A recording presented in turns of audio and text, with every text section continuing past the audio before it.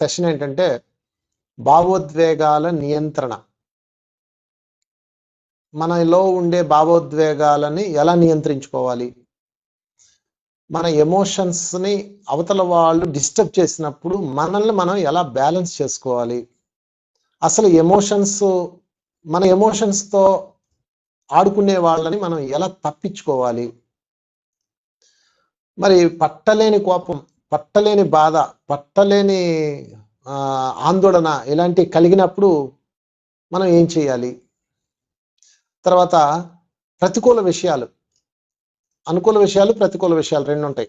ప్రతికూల విషయాలు మనల్ని వెంటాడుతున్నప్పుడు ఏ విధంగా వాటికి దొరకకుండా మనం తప్పించుకోవాలి, మరి ఈ భావోద్వేగాలను అదుపు చేసేటప్పుడు అయిన వాళ్ళతోనే కఠినంగా ఉండాల్సి వస్తుంది, అప్పుడేం చేయాలి, ఈ టోటల్ ఎమోషన్స్ని బ్యాలెన్స్ చేసుకోకపోతే ఎటువంటి అనారోగ్యాలు వస్తాయి, ఇవన్నీ మనం ఈరోజు చర్చించుకుందాం ఫ్రెండ్స్. ముఖ్యంగా ప్రతి ఆధ్యాత్మిక వ్యక్తి సాధించాల్సిన ఆఖరి మెట్టు ఇదే. దీనినే మన ఆధ్యాత్మిక పరిభాషలో సమాధి స్థితి అంటారు.